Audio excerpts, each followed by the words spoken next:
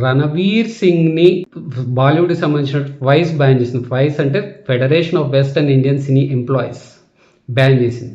ఎందుకు అంటే డాన్ 3 అనేటువంటి సినిమా 2023లో అనౌన్స్ చేసింది.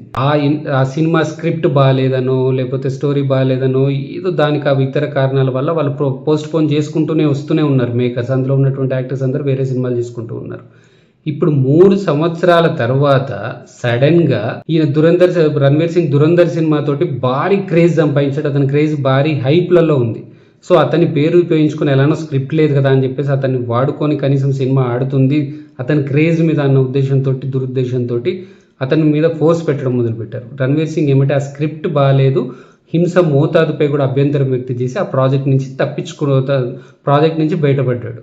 వెంటనే వాళ్ళు బ్యాన్ చేసేసారు. కానీ గతంలో పెద్ద స్టార్లం అని చెప్పుకునేటువంటి కాంత్రయమైనటువంటి షారుఖ్ ఖాన్ షారే జహాసే అచ్చా అనేటువంటి సినిమా నుంచి తప్పుకున్నాడు.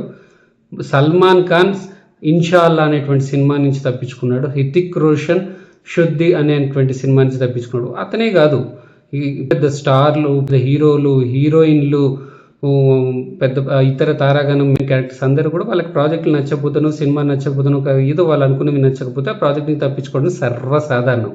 అలాంటి సమయంలో వీళ్ళు ఏం చేస్తున్నారు అంటే పెద్ద స్టార్లు వాళ్ళు అనుకున్నటువంటి వాళ్ళు కాంతవయంగా వీళ్ళందరూ తప్పుకుంటే ఈ వయసుకి ఎటువంటి ప్రాబ్లం ఉండదు. ఇట్లాంటి రణవీర్ సింగ్ లాంటి వాళ్ళు తప్పుకుంటే మాత్రం వాళ్ళకు ప్రాబ్లం వచ్చేస్తుంది. కానీ నా ఉద్దేశంలో ఇది ఒక నెపం మాత్రమే, కానీ అసలు విషయాలు అసలు వేరే ఉన్నాయి. అవి ఏంటంటే నా ఉద్దేశంలో మొదటగా రణవీర్ సింగ్ దేశభక్తి సంబంధించినటువంటి సినిమా తీశాడు, అదే దురంధర్. ఆ సినిమా భారీ హిట్ కొట్టింది, 100,000 కోట్లు సంపాదించి పెట్టింది.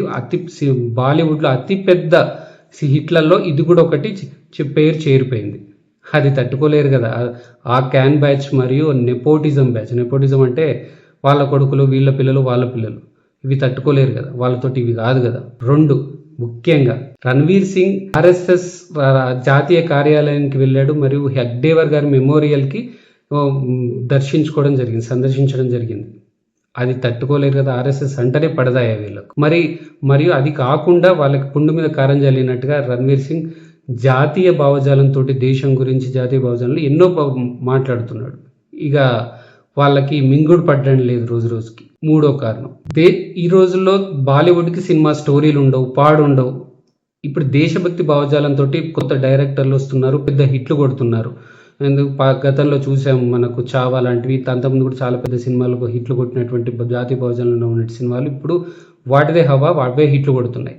ఇప్పుడు సినిమాలు చూస్తుంటే జాతీయ భావజాలంలో ఉన్నాయి. ఎట్టి పరిస్థితుల్లో జాతీయ భావజాలం ఎదగొద్దు, దేశభక్తి అనేది రాకూడదు. ఇంతకుముందు వాళ్ళు చూసేటువంటి సినిమాలు ఎట్లా పాకిస్తాన్లో ఉన్నటువంటి ఉగ్రవాదులు మంచోళ్ళని, లేకపోతే ఇట్లాంటి రకరకాల మొఘలులు మంచోళ్ళని చెప్పేసి సరిగా ఎవరు నటించారు అనేది పక్కన పెడితే అలాంటి చూపించుకుంటూ వచ్చింది.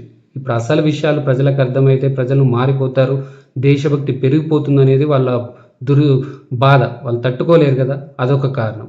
మరొకటి, ఇందులో దురంధర్ అనేటువంటి సినిమాలో తిను ఒక ఏజెంట్గా పాకకు వెళ్ళి అక్కడ ఉన్నటువంటి మన దేశ వ్యతిరేకులైనటువంటి అక్కడ ఉగ్రవాళ్ళని ఏరువేయడమే పనిగా పెట్టుకున్నటువంటి ఒక ఏజెంట్. అక్కడ వాళ్ళని ఏరువేయడం అంటే వీళ్ళు ఇక్కడ తట్టుకోలేరు కదా, వాళ్ళకి దెబ్బ తగిలితే ఇక్కడ ఏడ్చే బ్యాచ్ కదా ఇది. ఇంకొకటి, ఇప్పటికీ దావూద్ బ్యాచ్దే ఈ బాలీవుడ్ అనాలో, ఉర్దూవుడ్ అనాలో, పాక్వుడ్ అనాలో తెలియదు, కానీ దీనిపై ఇంకా వారి ప్రభావం ఉంది, వారి గ్యాంగ్ పెత్తనం చెలాయిస్తుంది అనేది ఇది ఒక్కసారి రుజువు అయిపోయింది. ఇక అతను బ్యాన్ చేస్తే ఏమవుతుంది, వైస్ బ్యాన్ చేస్తే ఏమవుతుంది, ఈయన కెరీర్ ఆగిపోతుందా అని మనం అనుకోవచ్చు. నా దృష్టిలో కాదు. మీకు ఇప్పుడు నాకు ఒక పెద్దలు చెప్పేటువంటి సామెత గుర్తొస్తుంది. ఏనుగట నడుచుకుంటూ వెళ్తుంటేనట కుక్కలు అరుస్తూ ఉంటాయట. అంటే కుక్కలతోటి పోల్చే అంత గొప్ప వాళ్ళు కాదు, కానీ ఒక సామెతలా చూడండి. ఇతనికి ఏమవుతుంది, ఒకవేళ వాళ్ళు బాలీవుడ్ లో ఎవరు చేయట్లేదని అనుకుందాం, సౌత్లో పెద్ద డైరెక్టర్లు ఉన్నారు, సౌత్ నుంచి. ఇప్పుడు సౌత్దే హవా నడుస్తుంది మొత్తం బాలీవుడ్లో కూడా. ఇక్కడ రీమేక్లే అక్కడ చేస్తూ ఉన్నారు వాళ్ళు. సో సౌత్ డైరెక్టర్లు అంతేందుకు, ఈయన దురంధర్ టైంలో ప్రాపగండా అని చెప్పేసి బాలీవుడ్లో చాలామంది మాట్లాడుతుంటే మన తెలుగుడైనటువంటి సందీప్ రెడ్డి వంగ లాంటి వాళ్ళు అతనికి సపోర్ట్గా నిలబడ్డాడు. అంటే రణవీర్ సింగ్కి సపోర్ట్గా నిలబడ్డాడు. ఆ సినిమాకి కూడా సపోర్ట్గా నిలబడ్డటువంటి వ్యక్తి సందీప్ రెడ్డి వంగ, మన తెలుగు అయినటువంటి వాడు.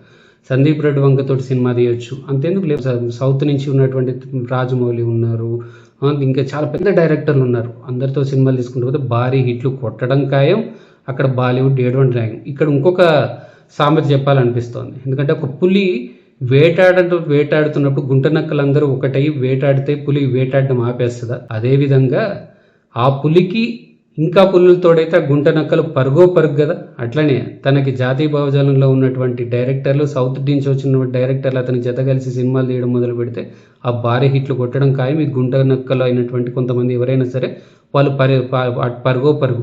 నాకు ఒకటి అనిపిస్తుంది ఏంటంటే, బాలీవుడ్ ముక్కలవ్వాల్సిన సమయం వచ్చిందా అనిపిస్తోంది. ఇప్పుడు బాలీవుడ్ భారత్వుడ్ గాను ఇంకేదో లేకపోతే తర్వాత పాక్వుడ్ గాను మారాల్సిన సమయం వచ్చింది అని నేను అనుకుంటున్నాను. ఇప్పుడు అదే జరగబోతుందేమో అని నాకు కూడా అనిపిస్తోంది. నా ఈ కంటెంట్ నచ్చితే లైక్, షేర్ మరియు కమెంట్ చేస్తూ నా యూట్యూబ్ ఛానల్ సబ్స్క్రైబ్ చేసుకునే వాళ్ళు దయచేసి సబ్స్క్రైబ్ చేసుకోవాల్సిందిగా విజ్ఞప్తి. జై హింద్.